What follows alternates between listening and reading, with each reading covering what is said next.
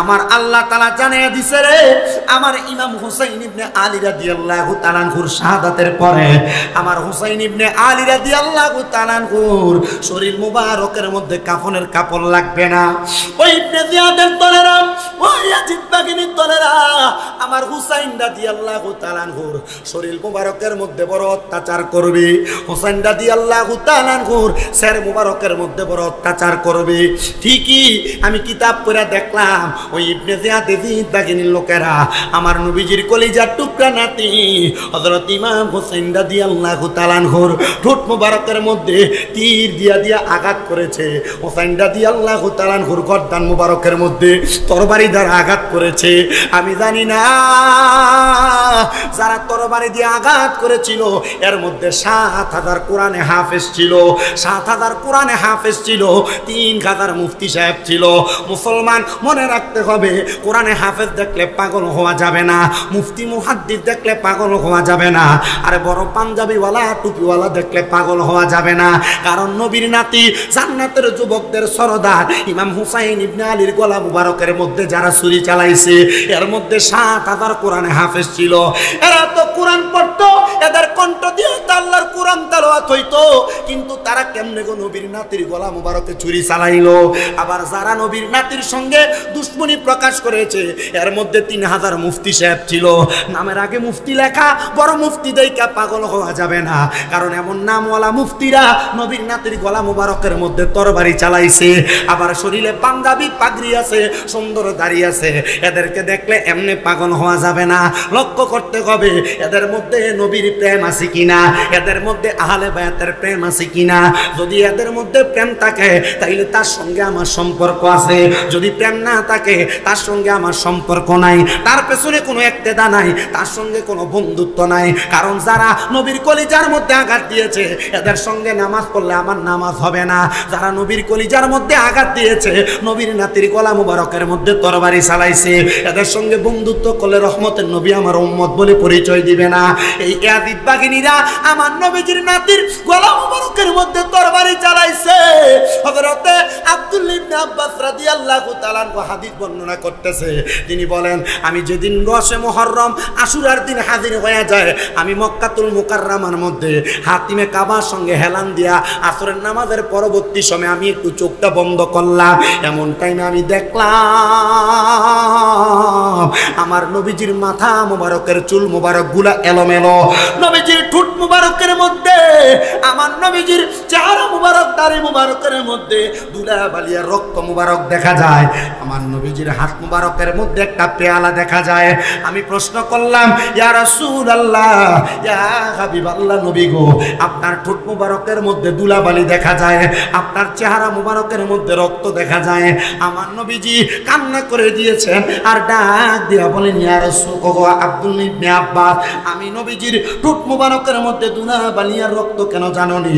আমার হযরতে হুসাইন ইবনে আলী রাদিয়াল্লাহু তাআলা আনহুরে ওই কারবালার ময়দানে শাহাদাত করে দেয়া হয়েছে। আমি নবীজি হুসাইন পাকের কাটা কল্লা মুবারক শের মুবারকের মধ্যে চুমা দেওয়ার কারণে আমি নবীর ঠোঁট মুবারক এবং দাড়ি মুবারকের মধ্যে ধুলাবালি রক্ত দেখা যায়। যে গলায় চুমুকেতেন আল্লাহর হাবিব নবী মুস্তাফায়, যে গলায় চুমুকেতেন আল্লাহর হাবিব নবী মুস্তাফায়, কিভাবে সেই গলাতে বিষের ছুরি শিমরে চালায়, হে হোসেন নবীজির আওলাদ সালাম জানাই, মোরা তোমায় সালাম জানাই। মোহাব্বতে বলেন, সালাম জানাই মোরা তোমায়। জানি না কেমন করে ছিলেন নবী সোনার মদিনায়, জানি না কেমন করে ছিলেন নবী সোনার মদিনায় যে সময় দুষ্ট এজিদ হোসেনের গলায় তলোয়ার চালায় হে হোসেন নবীজির আওলাদ সালাম জানাই মোরা তোমায় সালাম জানাই মাই বলেন সালাম জানাই যে মাথায় হাত বুলিয়ে ঘুম পাড়াতেন আম্মা ফাতেমায় যে মাথায় হাত বুলিয়ে ঘুম পাড়াতেন আম্মা ফাতেমায় কিভাবে সেই মাথাকে নীল তারা তীরের আগায় যেভাবে সেই মাথাকে নীল তারা তীরের আগায় হে হোসেন নবীজির আওলাদ সালাম জানাই মোরা তোমায় সালাম মায় সালাম জানাই মায় সালাম যা আমার মুসলমান ইমানদাররা হুসাইন পাক রাদিয়াল্লাহু তাআলা আনহুর শাহাদাত হওয়ার পরবর্তী সময়ে আমরা জানি হুসাইন পাক রাদিয়াল্লাহু তাআলা আনহুরে যারা শাহাদাত করেছিলেন যারা শহীদ করেছিলেন তারা এজিদের দল কিন্তু এজিদ যে নবীর বংশের সঙ্গে এমন বেঈমানি করলো নবীর বংশের সঙ্গে এমন বাজে আচরণ করলো এই এজিদের পরবর্তী সময়ে কেমন অবস্থা হয়েছিল এজিদের শেষ পরিণতিটা কি হয়েছিল নবীর নাতির সঙ্গে দুশ্মনী করবে সুন্নিরা যদি সোয়াদে কারবালার মাহফিল করে সুন্নিরা যদি ইয়া হাসান শাহ হুসাইন বলে বলে জিকির করে সুন্নিদেরকে বন্ড বলে বেদাতি বলে বিভিন্ন তহমত দেওয়া হয় দেয় কি দেয় না ও বাবা এগুলা যখন শুনবেন বুঝতে হবে এরা এজিদের পেতাত্তা এজিদের দলের মানুষ এজিদের পক্ষে কথা বলে এজিদরে বাঁচাইতে চায় এজিদের নামের শেষে রহমতুল্লাহ আলাই লাগায় এজিদের নামের আগে আমিরুল মুমিনিন লাগায় নাউজুবিল্লাহ নাই এজিদের নামের আগে নাম আমিরুল মুমিনিন লাগায় হিন্দু একটা বেটারে দাঁড় করায়া খ্রিস্টান একটা বেটারে দাঁড় করায়া আপনি যদি ওনারা বলেন মসজিদের ইমামতি করবার লাগা কাম হবে কথা বলেন কাম হবে এজিদের মতো বাজে মানুষ দুশ্চরিত্র মানুষ রে আমিরুল মুমিনিন যারা বলে এদের বিবেকের মধ্যে সমস্যা এজিদকে যারা নামের শেষে রহমতুল্লাহ আলাই লাগায় এদের বিবেকের মধ্যে সমস্যা এরা একবারও চিন্তা করে না যে ইয়াজিদ নবীর বংশের সঙ্গে দুশ্মনী করেছে তাকে আমরা কেমনে রহমতুল্লাহ আলাই বলি এরা শুধু উপাধি এইটাই দেয় না এজিদের নামের আগে তারা হাফেজ লাগায় আরে নবীর বংশের সঙ্গে এমন গাদ্দারি করার পরে তারা কেমন বলে এমন নামের বড় বড় উপাধি লাগায় মনে রাখতে হবে আমার নবীজির নাতি ইমাম হুসাইন রাদিয়াল্লাহু তাআলা আনহুকে যখন ইবনে জিয়াদ শহীদ করেছে শাহাদাত করার পরে ওই এজিদ কোনো সাধারণভাবে মারা যায় নাই এজিদের মৃত্যুর ব্যাপারে তিনটা বর্ণনা আমি আজকে সকালবেলা আমার ঘরে বসে বসে পড়েছি আমি পড়ার পরে দেখলাম আমার দয়াল নবী রাহমাতুল্লিল আলামিন নবী এজিদ বাহিনীর জন্য ছোট্ট একটা লানতের বদদোয়া করে দিয়ে গিয়েছেন আমার নবীজির ওই বদদোয়াটা এমনভাবে কাজে লাগছে এজিদ কোনো সাধারণভাবে মরে নাই ওই এজিদ যখন সে তার বাড়ির মধ্যে একটা বানর পালন করত মানুষ তো ভালো মানুষ না বানর পালন করার জন্য ওই এজিদ তার ঘোড়ার পিঠে চইরা যাইতে যাইতে জঙ্গলার মধ্যে গেছে বানরের জন্য কলা যখন পারবে ওই কলা পারার সময় এজিদ নামক লোকটা ইবনে জিয়াদ নামক লোকটা তার ঘোড়ার পিঠে চড়ে চড়ে সামনের দিকে যাচ্ছে ঘোড়া এমন প্রকট গতি নিয়ে সামনের দিকে যায় ওই এজিদ বাগান পর্যন্ত পৌঁছাইতে পারে নাই ঘোড়ার পিঠ থেকে পড়ে গেছে তার দেহটা ঘোড়ার সঙ্গে বাঁধা থাকা অবস্থায় ঘোড়াটা এমনভাবে তাকে ছেঁচড়াইছেন এমনভাবে টানছেন তার শরীরটা একবারে কালো বিদকুটে হয়ে গেছে বিচ্ছিন্ন হয়ে গেছে তার বাড়ির মধ্যে তার সেনাবাহিনীরা তার সঙ্গী সাথীরা তার বাড়ির মধ্যে নিয়ে গেছে নিয়ে যাওয়ার পরে ওই ইয়াজিদ বাধ্য বাথরুমের মধ্যে প্রস্রাব করতে অথবা পায়খানা করতে অথবা গোসল করতে গেছে। বর্ণনার মধ্যে এটা দেখলাম ওই আজিজ সেই জায়গার মধ্যে পইরা বাথরুমের মধ্যে ইন্তেকাল করছে, মরছে, বাথরুমের মধ্যে মরছে, বাথরুমের মধ্যে মরছে। নবীর নাতির সঙ্গে গাদ্দারি করার পরে ওই ব্যক্তি ভালোভাবে মরতে পারে না, বাথরুমের মধ্যে মরবে, এটাই তো স্বাভাবিক অবস্থা। হাম্মাম খানার মধ্যে মরবে, এটাই স্বাভাবিক অবস্থা। ঘোড়ার পিঠ থেকে পইরা মরবে, এটাই তো স্বাভাবিক অবস্থা। এই জন্য মনে রাখতে হবে নবীর নাতিদেরকে ভালোবাসতে হবে, আহলে বায়াতে রাসূলদেরকে ভালোবাসতে হবে। এদের সঙ্গে কেউ যদি দুশমনি করে এরা এমনভাবে বাথরুমের মধ্যে মরবে, বাথরুমের পাশে তাদের জায়গা হবে, খারাপভাবে মারা যাবে, শরীর তাদের কালো হয়ে যাবে। আল্লাহ তাআলা এমন ইয়াজিদ বাহিনীর যারা প্রেতাত্মা এদের থেকে আমাদেরকে দূরে রেখে নবীর নাতি ইমাম হুসাইনে পাক রাদিয়াল্লাহু তাআলা আনহু দলে রাইখা হুসাইনি মুসলমান হিসেবে আমাদেরকে কবুল করেন। জোরে পড়েন আমিন। আল্লাহুম্মা সাল্লি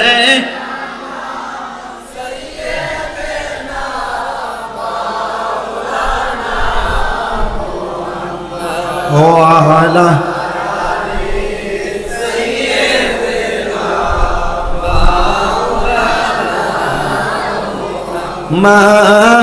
মাদাল্লাহুম্মা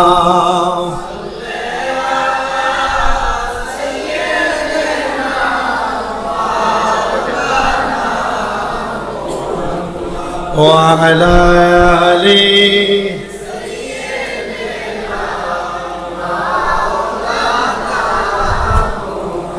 কারবালায় ঘটিল এক আজব কাহিনী, কারবালায় ঘটিল এক আজব কাহিনী।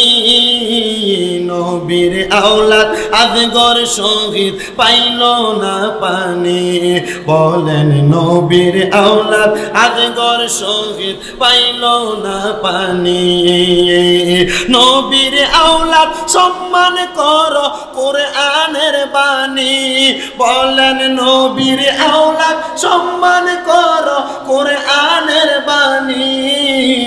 বিয়া কবি করে কেউ বাঁচতে পারেনি, নবীর আওলাদ আজগর শহীদ পাইল না পানি, বলেন কারবালায় ঘটিল এক আজব কাহিনী। নবীর আওলাদ আজগর শহীদ পাইল না পানি, বাবারে নবীর আওলাদ আজগর শহীদ পাইল না পানি। জিহ্বা শুকায় গলা শুকায় শুকায় ঠোঁটখানি, বলেন জিহ্বা শুকায় গলা শুকায় শুকায় ঠোঁটখানি। কান্নার আওয়াজ বাহির হয় না, কান্নার আওয়াজ বাহির হয় না, সেই জাদুমণি। নবীর আওলাদ আজগর শহীদ পাইল না পানি, বলেন কারবালায় ঘটিল এক আজব কাহিনী। নবীর আওলাদ আজগর শহীদ পাইল, এই বলেন নবীর আওলাদ আজগর শহীদ পাইল। আজগর পানি পান করিলে তলোয়ার ধরতনি, বলেন আজগর পানি পান তলোয়ার ধরতনি। উত্তর হবে তাহার তো সে বয়স হয়নি, নবীর আওলাদ আজগর শহীদ পাইল না পানি, বাবারে নবীর আওলাদ আজগর শহীদ। আরে কারা করলো কারবালাতে এমন শয়তানি, বলেন কারা করলো কারবালাতে এমন শয়তানি। মাথায় টুপি মুখে দাড়ি, মাথায় টুপি মুখে দাড়ি, গায়ে জুব্বা খানি। নবীর আওলাদ আজগর শহীদ পাইল না পানি, বলেন কারবালায় ঘটিল এক আজব কাহিনী। নবীর আওলাদ আজগর শহীদ নি, বাবারে নবীর আওলাদ এবার আসেন একটু মনোযোগ দেন। মা বোনেরা সন্তানকে ভালোবাসে, মোহাব্বত করে, কথাটা সত্য না মিথ্যা? তো হযরত ইমামে আলী মাকাম ইমাম হোসেন রাদিয়াল্লাহু তাআলা আনহুর দুইটা সন্তানের মধ্যে একজনের নাম হযরতে আলী আসগর, আরেকজনের নাম হযরতে আলী আকবর। এই দুইজন সন্তান কারবালার ময়দানের মধ্যে সবচাইতে বেশি কষ্ট, সবচাইতে বেশি পরিশ্রম, সবচাইতে বেশি লাঞ্ছনা এবং বঞ্চনার শিকার হয়েছেন। এর মধ্যে যে সন্তানটা ছোট সন্তান হযরতে ইমামে আলী আসগর রাদিয়াল্লাহু তাআলা আনহু, আরেকজন সন্তান হযরত ইমাম আলী আকবর রাদিয়াল্লাহু তাআলা আনহু। ইমাম আলী আকবর রাদিয়াল্লাহু তাআলা আনহু যখন দেখলেন কারবালার ময়দানের মধ্যে আহলে বায়াতের সদস্যরা পানির জন্য কারবালার ময়দানের মধ্যে কাতরাচ্ছেন, এমন টাইমে হযরত আলী আকবর রাদিয়াল্লাহু তাআলা আনহু হাত তুললেন, ওগো আব্বাজান, কারবালার ময়দানে আহলে বায়াতের সদস্যদের তাঁবুর মধ্যে কারোর কাছে কোনো পানি নাই। কি নাই? কারোর কাছে কোনো পানি নাই। আব্বাজান, আপনি আমার ছোট ভাই ইমাম আলী আসগরকে আপনার কুল মুবারকের মধ্যে করে নিয়ে যখন আপনি ফুরাত নদীর পাড়ে গিয়েছেন, ওই ইবনে জিয়াদের লোকেরা আমার ছোট ভাইয়ের কলিজার মধ্যে তারা তীর মেরে দিয়েছে। ও আব্বা, আপনি তাকে জান্নাতের সুধা পান করায়া আমার মা জননীর হাতের মধ্যে দিয়েছেন। আব্বা গো, আমার মা হযরতে সাগারা বানু এখনো পর্যন্ত সন্তান হারা বেদনা নিয়ে এই তাঁবুর মধ্যে অবস্থান করতেছে। আপনি আমি হযরতে আলী আকবরকে একবার অনুমতি দেন, আপনি যদি আমার অনুমতি দেন আমি পানির জন্য ওই ফুরাত নদীর পাড়ে যাব, আমাকে একটা তরবারি দিবেন, ওই তরবারি দ্বারা আমি ইবনে জিয়াদ শহীদ বাহিনীকে আমি কতল করব, কতল করে আমি আহলে বায়াতকে পানি পান করানোর জন্য আমি চেষ্টা চালাইব। নবীজির কলিজার টুকরা নাতি হযরতে ইমাম হুসাইন রাদিয়াল্লাহু তাআলা আনহু অনুমতি প্রদান করলেন। হযরতে আলী আকবর রাদিয়াল্লাহু তাআলা আনহু গোরার পিটুইটা হযরতে আলী কাররামাল্লাহু ওয়াজহুর খিঞ্জিরটা নিয়ে, তরবারিটা নিয়ে উনি এমন ভাবে রওনা করেছে ওই কারবালার ময়দানে ফুরাত নদীর পাড়ের মধ্যে যাইয়া হযরতে আলী আকবর পানির জন্য যখন হাত বাড়ায়, হযরতে আলী আকবরকে গোরা দ্বারা দাওয়া করা হয়েছে। হযরতে আলী আকবর বলেন, আমার পেছন থেকে যখন তারা গোরা দিয়ে ধাওয়া করে, আমি আলী আকবর আমার অন্তরের মধ্যে অন্য কোনো কিছু ধারণা করলাম না, আমি একটাবার আমার জবান দ্বারা সাল্লু আলাইকা ইয়া রাসূলুল্লাহ শব্দ ব্যবহার করলাম। সাল্লু আলাইকা ইয়া রাসূলুল্লাহ শব্দটা ব্যবহার করে আমি আমার গোড়াটা দিয়া পেছনের দিকে আর না দৌড়াইয়া আমি আমার গোড়ার লাগাম তারে টাইনা দইরা এজিদ বাহিনীর দিকে আমি আবার দাওয়া করতে লাগলাম। আমি তাকে দেখলাম আমি তরবারি চালানো লাগে নাই, ওই এজিদ বাহিনীরা আমার গোড়ার দাওয়ার সাথে সাথে সামনের দিকে আবার চলে যাচ্ছে। আমি আমার তরবারি দিয়ে পেছন থেকে একজন একজন একজন একজন করে তাদেরকে কতল করে দিলাম, আমি তারা জাহান্নামের রাস্তা দেখায় দিলাম। আমি যখন একজন একজন করে কতল করে দেই, আমি দেখলাম তাদেরকে এক এক করে অনেকগুলো আমি কতল করে ফেলছি। কিন্তু আমি আলী আকবরের এমন পানির পিপাসা, আমি পানির পিপাসাটা নিয়ে আমি আমার গোড়াটারে নিয়ে আমি আবার আহলে বায়াতের তাঁবুর কাছে গেলাম, ডাক দিলাম, ওগো আমার আব্বাজান হযরত ইমাম হুসাইন ইবনে আলী রাদিয়াল্লাহু তাআলা আনহু, একটু পানি কি আমি আলী আকবরের এই জিহ্বা মুবারকের মধ্যে দেওয়া যাবে? যদি আরেকটা ফোঁটা পানি দিয়াম আমি আলী আকবরের জিহ্বাটা এবং কলবটা আপনি ঠান্ডা করতে পারেন। আমার একটা বিশ্বাস, ওই এজিদ বাহিনীর একটা লোক আমি আলী আকবরের তরবারি থেকে বাঁচতে পারবে না। আমি আলী আকবর একা একা প্রত্যেকটা এজিদ বাহিনীর কতল করে দিব। ইমাম হুসাইন ইবনে আলী রাদিয়াল্লাহু তাআলা আনহু চোখ মুবারকের পানিগুলা ছেড়ে দিয়ে কান্না করে ডাক দিয়া কয়, আলী আকবর, আমি হুসাইনে পাক রাদিয়াল্লাহু তাআলা আনহুর নানার কারণে আল্লাহ তাআলা জগতের মধ্যে এত সুন্দর পানির ফোয়ারা বসাইছে, কিন্তু আমি ইমাম হুসাইন রাদিয়াল্লাহু তাআলা আনহুরে আমার আল্লাহ তাআলা আমার নানার মাধ্যমে এমন একটা কঠিন পরীক্ষার মধ্যে পালাইছে, আমি চাইলেও তোমার এই মুহূর্তে একটু পানি তোমার জিহ্বাতে দিতে পারবো না। আলী আকবর, চিন্তা করবা না, চিন্তা করবা না, তুমি যুদ্ধের ময়দানে চলে যাও। আমি ইমাম হুসাইন বলে দিলাম রে, যদিও দুনিয়ার পানি তুমি পান করতে পারবে না, আমার নানা মুহাম্মদুর রাসূলুল্লাহ সাল্লাল্লাহু আলাইহি ওয়াসাল্লাম নবীজি তোমার জন্য কাউসারের পানি নিয়ে দাঁড়াইয়া রইছে। জবান খুলে জোরে জোরে বলেন না সুবহানাল্লাহ। ও মুসলমান, হযরত ইমাম আলী আকবর রাদিয়াল্লাহু তাআলা আনহুর শাহাদাত হয়ে গেছে। কারবালার ময়দানে আর একজন পুরুষও নাই, একজন শুধু আছে হযরত ইমাম জয়নুল আবিদিন রাদিয়াল্লাহু তাআলা আনহু। কিন্তু উনি বড় অসুস্থ, জ্বরের কারণে ওই তাঁবু থেকে শোয়া থেকে উঠতে পারতেছিলেন না। হযরত ইমাম জয়নুল আবিদিন যুদ্ধ কেমনে করবে? 9 মুহররমের রাত্রবেলা হাজির হয়ে গেছে। ইমাম আলী মাকাম ইমাম হুসাইন রাদিয়াল্লাহু তাআলা আনহু বলেন, আমি এশারের নামাজ আদায় করলাম। এশারের নামাজের এই সময়টাতে আমার কাছে একজন আহলে বায়াতের প্রেমিক হযরতে আব্বাস আলমদার রাদিয়াল্লাহু তাআলা আনহু আগমন করলেন। হযরত আব্বাস আলমদার আইসা এশারের নামাজের পরবর্তী সময় আবেদন করলেন, ওগো হুসাইন রাদিয়াল্লাহু তাআলা আনহু, আপনি যদি আমার অনুমতি দেন আমি কারবালার ময়দানের পাশে পুরাত নদী থেকে একটু পানি নিয়ে আপনার কাছে আগমন করব। আব্বাস আলমদার অনুমতি পাইয়া ইয়াজিদ বাহিনীর সামনে পুরাত নদীর পাড়ে গেলেন পানি পান করার জন্য। উনি বলেন, আমি ঘোড়ার পিঠে চইরা আমি যখন পানির জন্য হাত দিয়া কোষ করে পানি নিতেছি, আমার আগে যতজন সদস্য পুরাত নদীর পানি নিতে চাইলো, ইয়াজিদ বাহিনী প্রত্যেকটা বাধা প্রদান করেছে, কিন্তু তারা আমি আব্বাস আলমদারে বাধা দেয় নাই। কারণ কি? প্রত্যেক বংশের মধ্যে সব যদি খারাপ হয় একটা মানুষ ভালো থাকে। আব্বাস আলমদার বলে, তারা আমারে বাধা দেয় নাই, আমার সঙ্গে দুশ্মনী করে নাই, কিন্তু আমার সঙ্গে যখন বাধা দেয় নাই, দুশ্মনী করে নাই, আমি পানিটা যখন আমার মুখের কাছে নিলাম, এমন টাইমে আমার দেমাগে চলে আসছে, আমি যদি এই পানি পান করি, আমার যদি ইন্তেকাল হয়, ইন্তেকালের পরে রাহমাতুল্লিল আলামিন নবী যদি আমি আব্বাস আলমদারের কাছে প্রশ্ন করে, হে আব্বাস আলমদার, তুমি যে ফুরাত নদীর পারে যে পানি খাইলা, আমার আহলে বায়াতের মহিলারা, আহলে বায়াতের সদস্য ইমাম হুসাইন রাদিয়াল্লাহু তাআলা আনহু কারবালার ময়দানে পানি ছাড়া 9 দিন পর্যন্ত সময় কাটায় দিছে, তুমি একটা ফোঁটা পানি তাদেরকে না পান করে তুমি পান করতে পারো না। আমি এই জবাব আমার নবীর কাছে দিতে পারবো না। আমি সাথে সাথে আমার গোড়াটারে ফিরাইয়া আমি একটা মশক নিয়ে আসলাম। মশক বুঝেন তো, ওটের চামড়া সেলাই করে যেটা বানাইতো, পানি বহন করতো আরবীয়রা।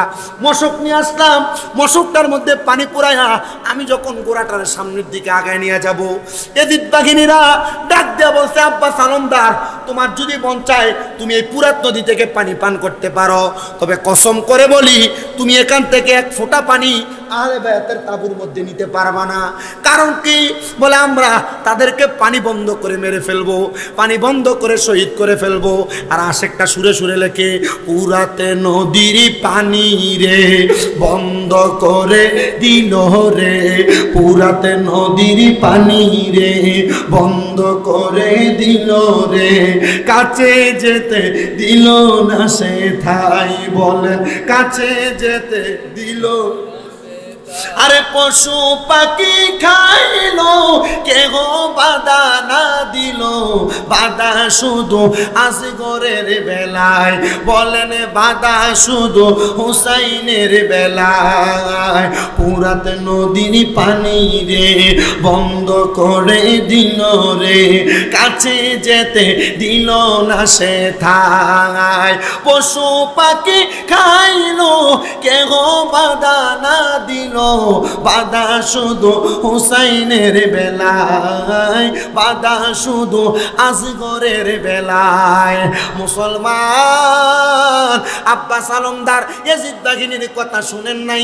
ওই পানির মশকটা ডান কাঁধের মধ্যে নিয়া গোড়াটা নিয়ে যখন সামনের দিকে আগায়, আব্বাস আলমদার ডান হাতের মধ্যে ওই ইয়াজিদ বাহিনীর লোক থেকে একজন মালিক ইবনে মারওয়ান এমন ভাবে আঘাত করেছে, ওনারা একবারে হাতটা ছিঁড়ে গেছে।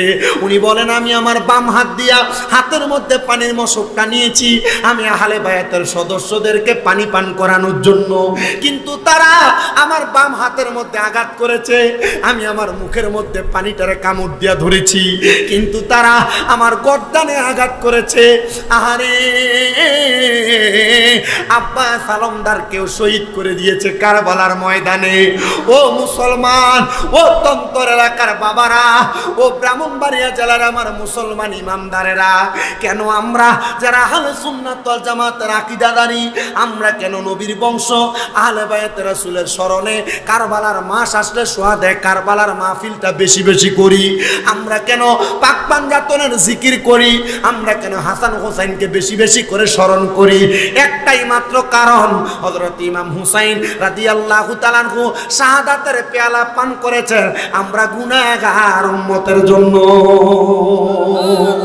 ও মুসলমান, হুসাইন ইবনে আলী রাদিয়াল্লাহু তাআলা আনহু বলে, আমি আমার ঘরের মধ্যে আমার তাঁবুর মধ্যে বসে রইলাম এশারের নামাজের পরবর্তী সময়ে। আমি আমার স্ত্রী হযরতে সাহারা বানুর ডানুরুর মধ্যে আমার মাথাটা রাইখা আমি কোরআন তেলাওয়াত করতেছি। আল্লাহ তাআলার কোরআনের আয়াত পড়তেছেন। হুসাইন ইবনে আলী রাদিয়াল্লাহু তাআলা আনহু বলে, আমি যখন আল্লাহ তাআলার কোরআনুল কারীমের আয়াত তেলাওয়াত করি এমন টাইমে আমার চোখটা লেগে গেছে। আমার চোখটা যখন লেগে গেছে হঠাৎ করে রাসূলুল্লাহ সাল্লাল্লাহু আলাইহি ওয়াসাল্লাম নবী দিনে রাইতে চুম্বন করেছে। আমার হুসাইনকে যদি আগামী কালকে এই জায়গার মধ্যে শোয়া দেয়, আমার হুসাইন যদি পেছের মধ্যে একটাবার একটা পাথরের আঘাত পাইয়া উফ শব্দ করে, আমার আব্বাজান রাহমাতুল্লিল আলামিন নবী মদিনাতে থাকবে না। হুসাইনের উফ শব্দের প্রতিবাদ করার জন্য আমার আব্বা কারবালার ময়দানে হাজির হয়ে যাবে। এই জন্য আমি খাতুনে জান্নাত ফাতেমা আমার আব্বার উম্মতের ওফাদারির দায়িত্ব নিয়ে কারবালার ময়দান হুসাইনের জন্য পরিষ্কার করার জন্য হাজির হয়ে গেছি। খাতুনে জান্নাত মাগো, খাতুনে জান্নাত মাগো, ফাতেমা আমার এ বিশ্ব জগতে মাগো করিবেন উদ্ধার, এ বিশ্ব জগতে মাগো করি। বলেন খাতুনে জান্নাত, বলেন খাতুনে জান্নাত ফাতেমা আমার এ বিশ্ব জগতে মাগো করিবেন উদ্ধার, এ বিশ্ব জগতে মাগো করিবেন উদ্ধার।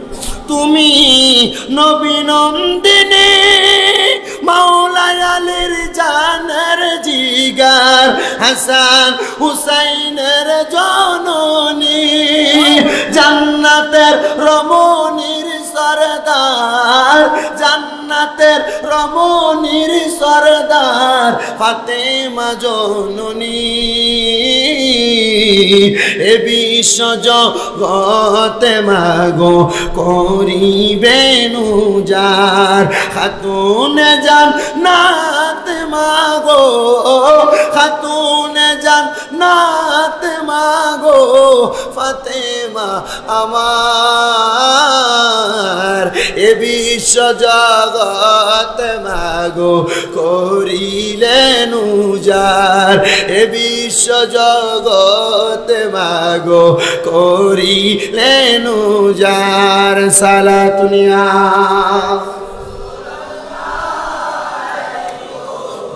সালামুনিয়া কম সালাতুনিয়া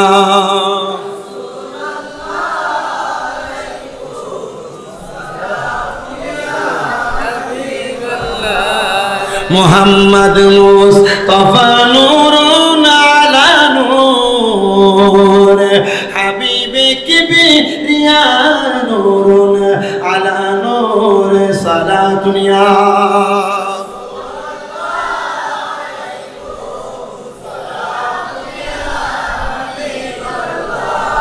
মদিনার পাখি যদি হইতা, উড়ে উড়ে রওজা জিয়ারত করিতাম। সালাতুনিয়া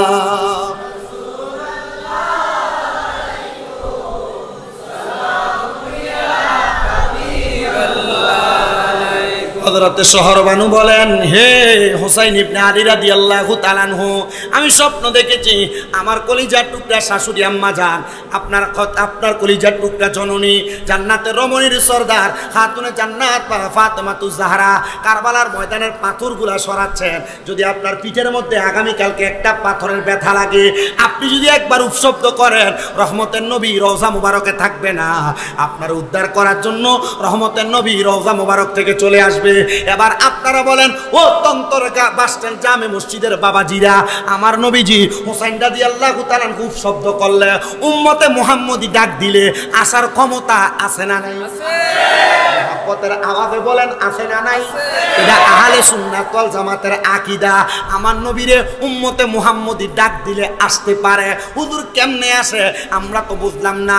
আমার নবীজি নিজেই আল্লাহ তাআলার কোরআনুল কারীম উম্মতরে পড়ায়া শোনাইছেন, আন্নাবিয়্যু আউলা বিল মুমিনিনা মিন আনফুসিহিম, আউলা বমানা আকরা, নফস বমানা রূহ।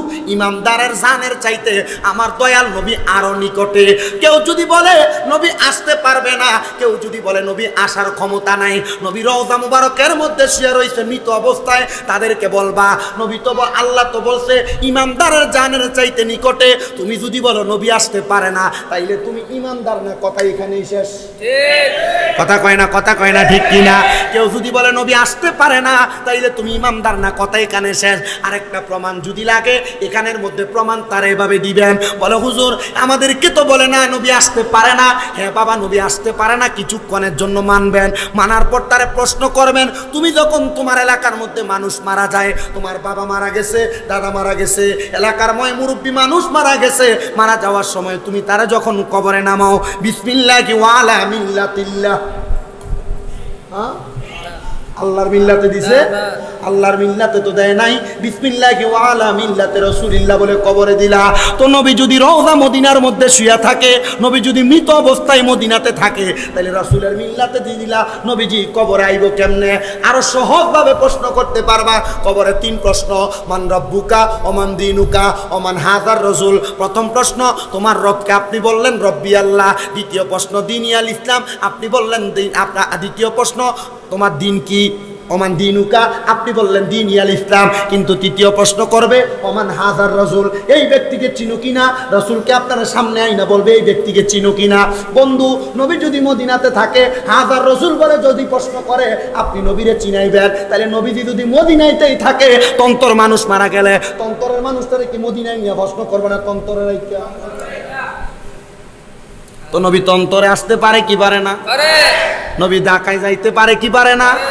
নবী বাংলাদেশের যেই কোনো জায়গায় উম্মত ডাক দিলে আসতে পারে কি পারে না? এই ক্ষমতা দিছে কে? আল্লাহ প্রদত্ত ক্ষমতায় নবী যখন যেইখানে চায় হাজির হইতে পারেন। জোরে কোন মারহাবা, আর মুহাব্বতে বলেন না মারহাবা। আমার মুসলমান, ও নবীর উম্মতের দলেরা, আমার দয়াল নবীজির কন্যা খাতুনে জান্নাত ফাতেমাতুজ জাহরার আরেকটা ছোট্ট কথা, আমার নবী কত মুহাব্বত করতেন। শুধু খাতুনে জান্নাতরে মুহাব্বত করতেন না, যেহেতু মাহফিলের পোস্টারে মাওলা আলী রাদিয়াল্লাহু তাআলা আনহু কনফারেন্স দেখা, মাওলা আলীর একটু শান ও আজমত বোঝানোর জন্য আমি একটা কথা বলি, একটু মনোযোগ দিয়ে শোনেন। তারা বিবাহ করেছে, সাংসারিক জীবনে ঝগড়া হয়নি, আর জামাই বোর কাজ হয়নি, বেরিয়ে ছেদ করে যায়নি। ঝগড়া করে মহিলারা চলে যায় না? আল্লাহর নবী রাহমাতুল লিল আলামিন নবীজির কলিজার টুকরা কন্যা খাতুনে জান্নাত ফাতেমাতুজ জাহরা রাদিয়াল্লাহু তাআলা আনহা আমার নবীর সাথে কত সুন্দর কথোপকথন। নবীজির বাড়ির মধ্যে আগমন করলেন। খাতুনে জান্নাতের চেহারাটা ওই দিন একটু মলিন দেখা যায়। কি দেখা যায়? আস্তে কথা কয়, কি দেখা যায়? খাতুনে জান্নাত ফাতেমাতুজ জাহরা রাদিয়াল্লাহু তাআলা আনহার চেহারাটা যখন মলিন দেখা যায়, আমার দয়াল নবী রাহমাতুল লিল আলামিন নবী খাতুনে জান্নাত ফাতেমাতুজ জাহরা রাদিয়াল্লাহু তাআলা আনহাকে দেইখা আমার নবীজি খাতুনে জান্নাত ফাতেমাতুজ জাহরার সঙ্গে কথা বলতেছেন।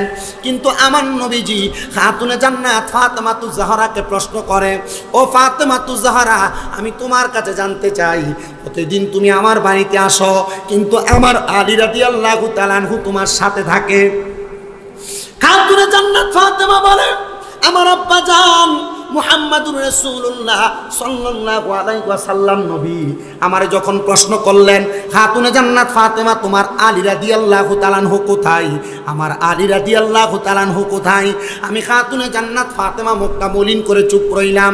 আমার দয়াল নবীজি খাতুনে জান্নাত ফাতেমাকে বলে, আমি জানি তুমি আমার আলী রাদিয়াল্লাহু তাআলা আনহুর সঙ্গে ঝগড়া করে আমি নবীজির বাড়িতে আগমন করেছো।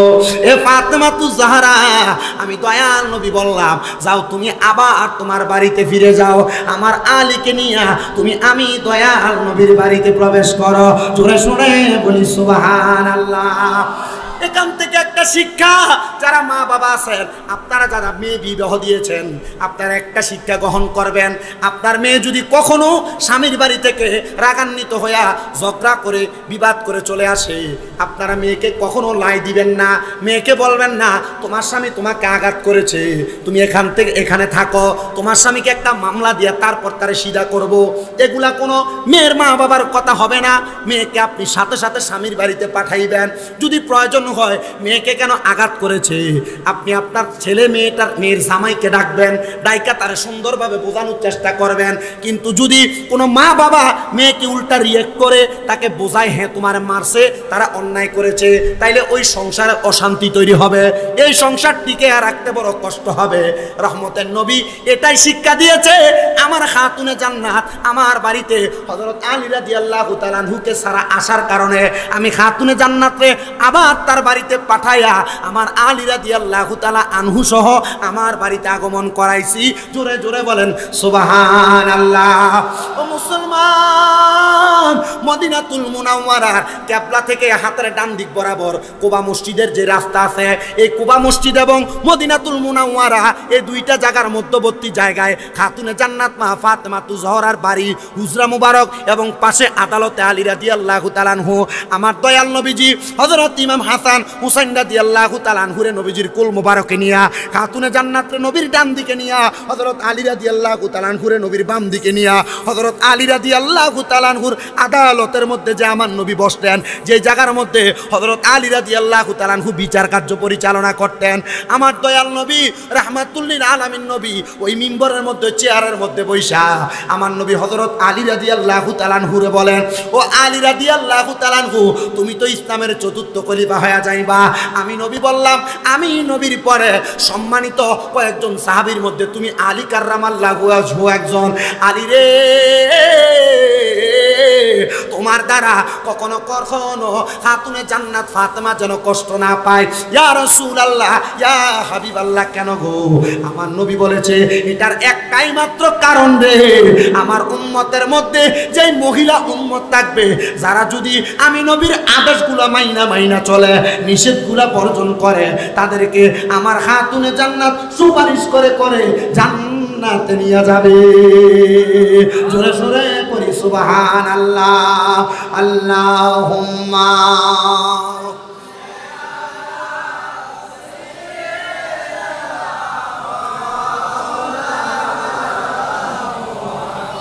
ওয়া আলা আলি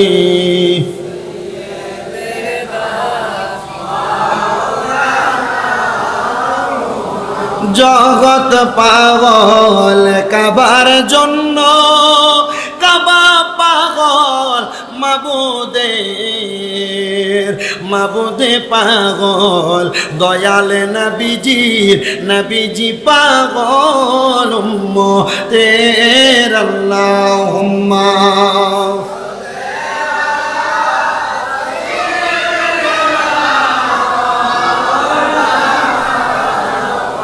ওয়া আলা আলি।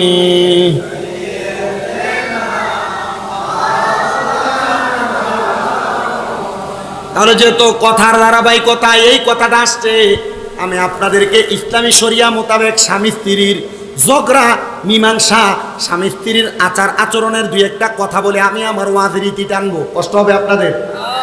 আমার নবীজি রাহমাতুল লিল আলামিন নবীজি দুনিয়ার জমিনে যারা স্বামী স্ত্রী বসবাস করে তাদের ব্যাপারে কয়েকটা হাদিস বলেছেন। আমি যখন মাদ্রাসাতে কুমিল্লা ইসলামী আলিয়া মাদ্রাসায় কামেলের দ্বিতীয় বর্ষের আমাদেরকে সবক দেওয়া হয়েছে, এই সবক অনুষ্ঠানের পরে আমি আমার আরেকজন উস্তাদের কাছে বুখারী শরীফের দরজগুলো নিতেছিলাম। ওই বুখারী শরীফের দরজ দিতে গিয়া আমার নবীজির 4টা হাদিস আমাদেরকে হুজুর পড়াইছেন। এর মধ্যে আমার নবী বলেন, দুনিয়ার জমিনের মধ্যে যে পুরুষরা বিবাহ করেছে, এই পুরুষের মধ্যে আমি নবী তাদেরকে 1 নাম্বার আদেশ করব, এ পুরুষের দলেরা তোমরা কখনো তোমাদের স্ত্রীদের গালের মধ্যে আঘাত করবা না। ইয়া রাসূলুল্লাহ, ইয়া হাবিবাল্লাহ, কেন বলতেছেন? নবী আমার বলে, পুরুষেরা যদি তাদের স্ত্রীর গালে আঘাত করে তাহলে স্ত্রীরা কষ্ট পায়। এ পুরুষেরা মনে রাখবা, তোমাদের স্ত্রী হলো তোমাদের কাছে সাময়িক সময়ের মেহমান মাত্র। তোমরা যদি তোমাদের স্ত্রীদের গালের মধ্যে আঘাত করো তাহলে ওই মেহমান কষ্ট পায়, মেহমান কষ্ট পাইলে স্বয়ং আমার আল্লাহ তাআলা কষ্ট পায়। এটা নবীজির 1 নাম্বার হাদিস। এবার নবী আমার বলে, আমাদের সমাজে পুরুষদের একটা স্বভাব হলো, যদি স্ত্রী কোনো কাজ করতে দেরি হয়, স্ত্রী যদি একটু থেকে একটু বাঁকা কাজ করে তাহলে স্বামীরা তাদেরকে তাদের মা বাবার নাম তুলে গালি দেয়। স্ত্রীদের মা বাবার নাম তুলে গালি দেয় না? স্ত্রীদের মা বাবার নাম তুলে গালি দেয়। নবী আমার বলেন, হে দুনিয়ার পুরুষের দলেরা, তোমরা কখনো তোমাদের স্ত্রীদের মা বাবার নাম তুলে গালি দিবা না। ইয়া রাসূলুল্লাহ, ইয়া হাবিবাল্লাহ, কেন গালি দিব না? বলে, এই স্ত্রীরা তোমাদের কাছে তোমাদের মেহমান। 2 নাম্বার, আমি নবী হলাম তোমাদের স্ত্রীদের বাবা।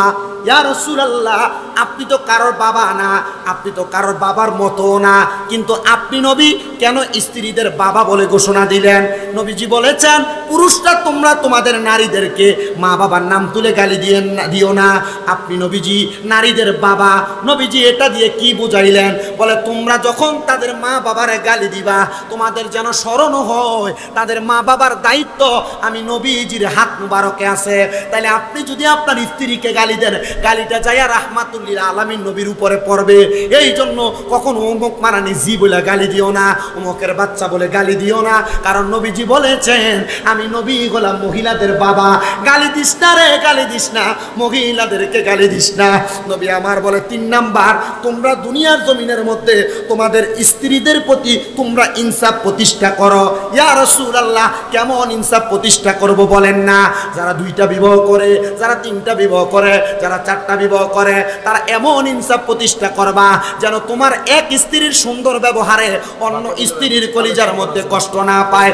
জবান খুলে জোরে সোরে পড়ি আল্লাহু আকবার। এবার আসেন, শুধু স্ত্রীরা দুনিয়ার জমিনের মধ্যে সুন্দর আচরণ করবে না, স্বামীরা সুন্দর আচরণ করবে না, স্ত্রীরাও সুন্দর আচরণ করা লাগবে। পর্দার অন্তরালে যে মা বোনেরা শুনতেছেন, একটু মনোযোগ দিয়ে শুনবেন। আপনারা কেউ যদি আপনাদের স্বামীর সঙ্গে খারাপ ব্যবহার করেন, মনে রাখবেন, একটা মহিলার জন্য তার স্বামী হলো জান্নাত, একটা মহিলার জন্য তার স্বামী হলো জাহান্নাম।